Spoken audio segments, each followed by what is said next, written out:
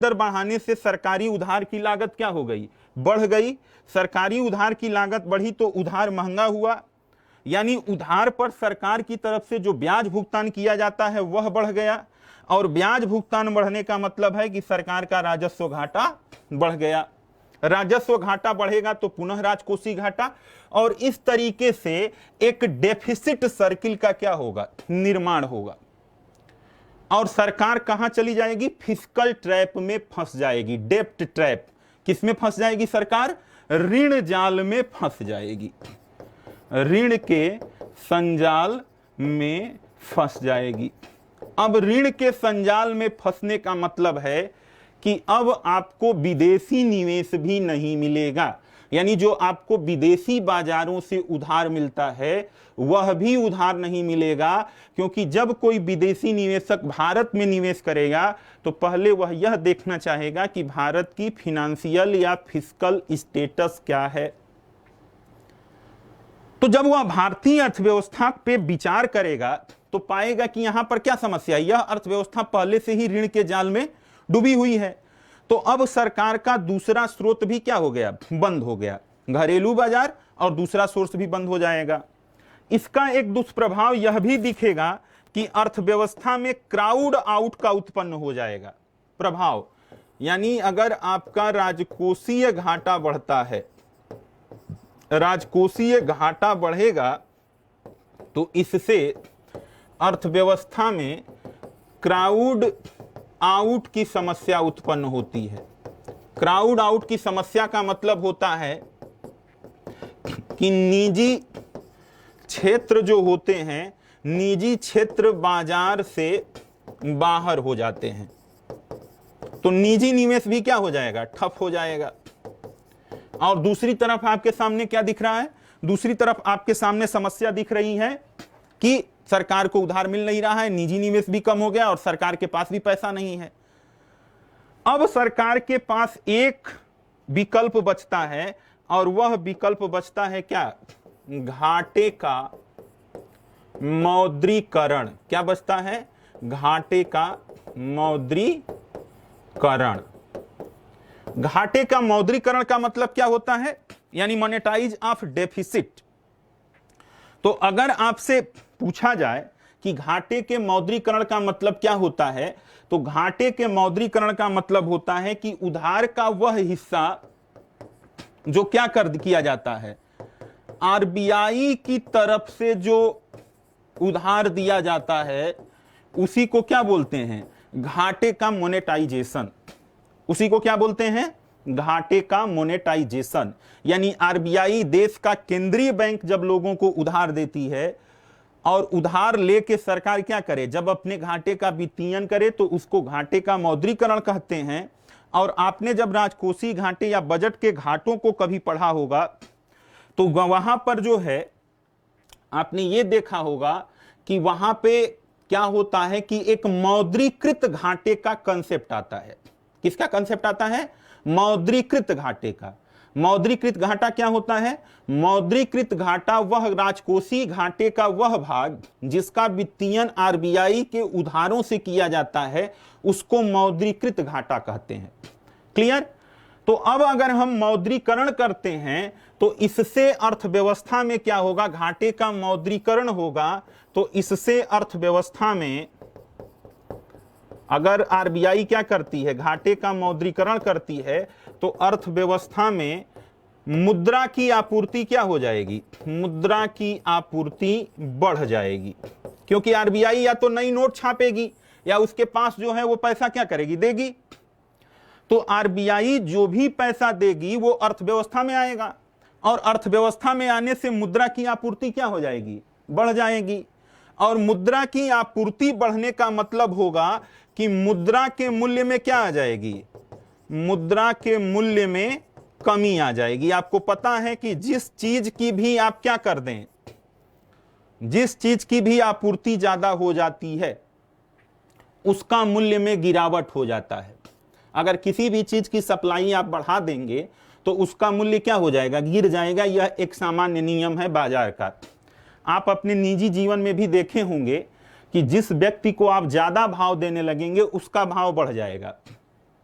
जिसके यहां आप बार बार जाने लगेंगे हर समय, वह आपको भाव देना खत्म कर देगा, वो आपकी नहीं सुनेगा। क्यों? क्योंकि आपने अपनी सप्लाई बढ़ा दी। तो जब आप अपनी सप्लाई बढ़ा देंगे, यानी किसी के यहां बार बार जाएंगे, तो उसकी नजर में आपकी वैल्यू क्या हो जाती है? कम हो जाती है। लोग समझते हैं कि बिल्कुल खलीहर है, इसके पास कोई काम ही नहीं है। बात समझ रहे हैं? तो लोग आपको भाव देना या आपका वैल्यू क्या कर देते हैं? कम कर देते हैं। ठीक वही चीज अर्थव्यवस्था के साथ होती है। अर्थव्यवस्था में मुद्रा की बात जो है, आपूर्ति अगर बढ़ गई, तो मुद्रा की आपूर्ति बढ़ने का मतलब मुद्रा के मूल्य में कमी, और मुद्रा के मूल्य में कमी का मतलब मुद्रास्फीति की समस्या क्या हो जाएगी? बढ़ जाएगी, मनी इन्फ्लेशन। तो यह भी एक समस्या है। अब इन समस्याओं से सरकार क्या है? घिरी हुई है।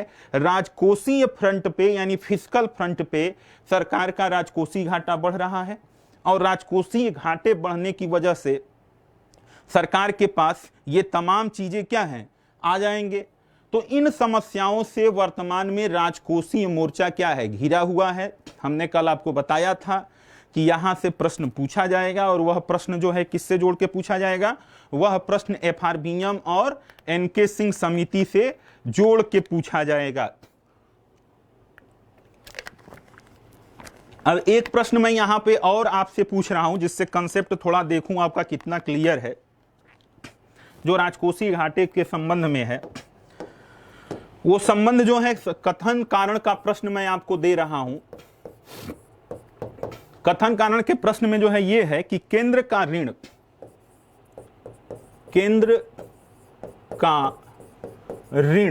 यानी डेप्ट, जो केंद्र सरकार का ऋण है, केंद्र का ऋण सभी राज्यों के समग्र ऋण की तुलना में, समग्र ऋण की तुलना में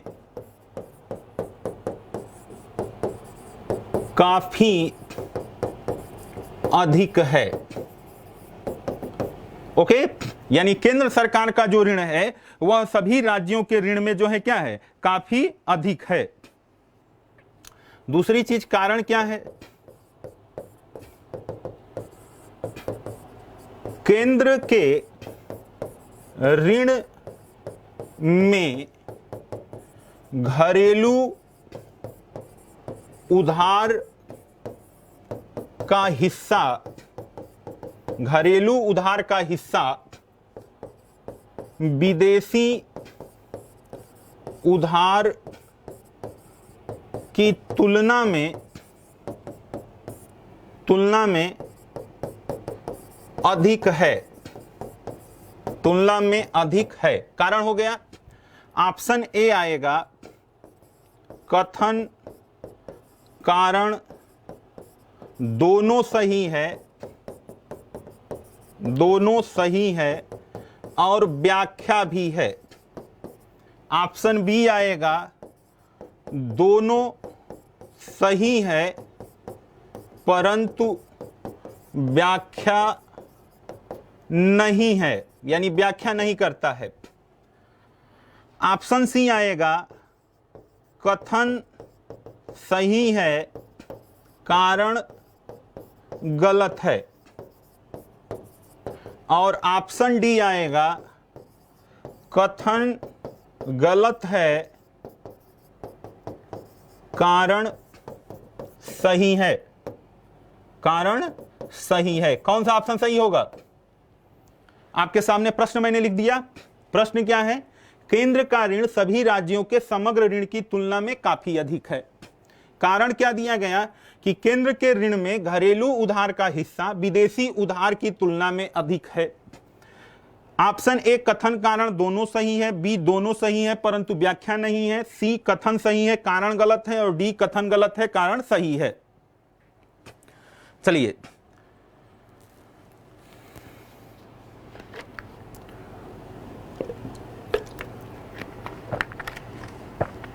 किसी का उत्तर सही नहीं आया।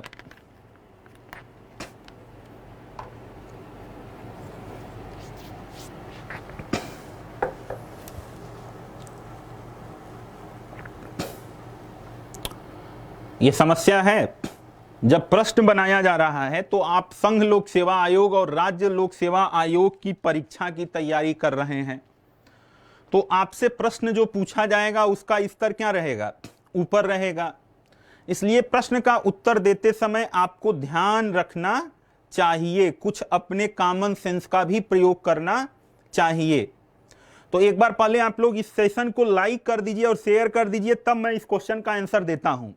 ओके, तो एक बार सभी लोग क्या करिए, इस सेशन को लाइक और शेयर कीजिए ताकि अधिक लोगों तक बात पहुंचे, और उसके बाद मैं आपको इस प्रश्न का उत्तर बताता हूं कि इसका सही आंसर क्या होगा। ओके, चलिए, आशुतोष जायसवाल, आपका आंसर सही रहा। चलिए, इसका ऑप्शन डी सही होगा। कौन सा ऑप्शन सही होगा? डी, यानी जो है कथन गलत है, कथन गलत है और कारण सही है, क्योंकि केंद्र सरकार का जो ऋण है वो सभी राज्यों की समग्र ऋण की तुलना में जो है क्या होगा, अधिक नहीं होगा। ओके, तो इस चीज को आपको ध्यान में रखना है यहां पर। तो प्रश्न जो है आपसे ऐसे क्या हो सकते हैं, पूछे जा सकते हैं। अब देखिए, केंद्र का जो आपके जो सरकार का ऋण जो मिलता है उसमें सबसे बड़ा हिस्सा किसका होता है? केंद्र सरकार के ऋण का, केंद्र सरकार के ऋण का बड़ा हिस्सा कहां से आता है? बड़ा हिस्सा घरेलू उधारों से आता है। किससे आता है? डोमेस्टिक बोरोइंग, घरेलू उधारों से आता है। मेजर परसेंटेज ऑफ डेप्ट, central debts come from domestic borrowing. Okay, तो यहां पर आपको इस बात को क्या करना है, ध्यान में रखना है। दूसरी चीज, ये चीजें जो है और जान लीजिए। आर्थिक समीक्षा को मैं थोड़ा यहां पे एक रिलेट कर दे रहा हूं। आर्थिक समीक्षा के एक तथ्य को आप यहां पे ध्यान रख लीजिए कि ऋण जो होता है, ऋण दो प्रकार का होता है। एक अल्पकालिक होता है, क्या होता है? अल्पकालिक, और दूसरा क्या होता है? दीर्घकालिक। अगर आपसे यह प्रश्न कहीं कथन में दे दिया गया कि जो केंद्र सरकार का ऋण है उसमें अल्पकालिक ऋण का हिस्सा ज्यादा है या दीर्घकालिक ऋण का हिस्सा ज्यादा है, तो आप क्या लिखेंगे? आपका आंसर क्या होगा? अगर आपसे प्रश्न यह पूछ दिया जाता है कि जो केंद्र सरकार का ऋण है उसमें अल्पकालिक अधिक है कि दीर्घकालिक अधिक है, तो आंसर क्या करेंगे? आंसर यहां पर देंगे कि दीर्घकालिक ऋण क्या है? अधिक है। और दीर्घकालिक ऋण का अधिक होना, लॉन्ग टर्म डेप्ट का अधिक होना सरकार के लिए क्या होता है? बेहतर होता है। ओके, तो इस बात को भी आपको ध्यान में रखना होगा कि केंद्र सरकार जो ऋण लेती है उस ऋण में उसका एक बड़ा हिस्सा किससे आता है? दीर्घकालिक ऋण से आता है, घरेलू उधारों से आता है। ओके, और दीर्घकालिक ऋण का अधिक होना अर्थव्यवस्था के लिए बेहतर माना जाता है। ओके, तो यहां पर आपने जो है क्या देखा, यहां पर आपने यह समझने का प्रयास किया कि राजकोषीय मोर्चे पर स्थिति क्या थी, भारतीय अर्थव्यवस्था की राजकोषीय मोर्चे पर स्थिति क्या है। अगला जो हमने आपको बताया था कि अगला जो पिलर हम लोगों ने लिया था वह लिया था भुगतान संतुलन, बैलेंस ऑफ पेमेंट। क्या होता है? Balance of payment. तो बैलेंस ऑफ पेमेंट का मतलब होता है किसी देश का शेष विश्व के साथ जो समस्त आयात व निर्यात होते हैं, जिसमें वस्तुएं और सेवाएं भी शामिल होती हैं और पूंजी भी शामिल होता है, उसी का जो लेखा जोखा रखा जाता है, उसी लेखा जोखा को क्या बोलते हैं? भुगतान संतुलन बोलते हैं। क्या बोलते हैं? किसी देश का शेष विश्व के साथ, यानी रेस्ट ऑफ द वर्ल्ड, विश्व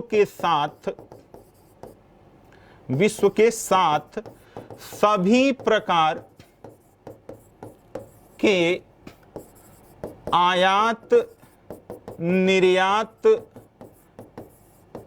का लेखा जोखा जो रखा जाता है, यानी जो अकाउंटिंग की जाती है, वही क्या होता है? बैलेंस ऑफ पेमेंट होता है। भुगतान संतुलन। अब भुगतान संतुलन जो है, यहां पे आप देखेंगे कि बैलेंस ऑफ पेमेंट क्या पड़ेगा प्रभाव इससे। तो बैलेंस ऑफ पेमेंट पे आप देखोगे कि जब कोविड-19 आया, एन कोविड-19, तो एन कोविड-19 के चलते अंतर्राष्ट्रीय तेल बाजार में कच्चे तेल की कीमतें क्या हुई? अंतर्राष्ट्रीय तेल बाजार में कच्चे तेल की कीमतों में तेजी से क्या हुई? गिरावट आई। और आपको पता है कि भारत जो आयात करता है, उसके आयात का एक महत्वपूर्ण मद क्या है? कच्चा तेल। ठीक, पेट्रोलियम, लुब्रिकेंट और कोल जो होता है उसका हम आयात करते हैं। भारत अपनी आवश्यकता का 80% क्या करता है? आयात करता है। अब चूंकि एन कोविड-19 के प्रभाव के चलते क्या हो गया? इसकी कीमतें गिरी। तो इसकी कीमतें गिरने का मतलब यह हुआ कि भारत का आयात क्या हुआ है? भारत का आयात सस्ता हुआ। क्या हुआ? सस्ता हुआ। आयात जो हम कर रहे थे उसके लिए पहले हमको जो ज्यादा कीमत चुकानी पड़ती थी, कीमत गिर जाने के चलते उसके लिए हमको कम कीमत चुकानी पड़ी, यानी आयात सस्ता हुआ। तो इसका भुगतान संतुलन पर क्या पड़ेगा? सकारात्मक प्रभाव पड़ेगा। दूसरी चीज क्या हुआ कि हम आयात आधारित अर्थव्यवस्था है, काफी चीजों का हम आयात करते हैं। एन कोविड-19 ने उस आयात को क्या कर दिया था? अवरोधित कर दिया था। दूसरी तरफ यह हुआ कि आपने एक दवा सुनी होगी हाइड्रोक्लोरोक्लोरीन, यानी जो है एन कोविड-19 के चलते भारत के औषधियों का क्या हुआ? निर्यात काफी तेजी से बढ़ा कि नहीं बढ़ा? यानी जो हमारी मेडिको इंडस्ट्री थी, मेडिकल यानी फार्मा इंडस्ट्री जिसे बोला जाता है, उसका निर्यात तेजी से बढ़ा। तो इन चीजों के आधार पे अगर देखा जाए तो अल्पकाल के लिए देश के भुगतान संतुलन पे थोड़ा सा क्या पड़ा है? पॉजिटिव इंपैक्ट, यानी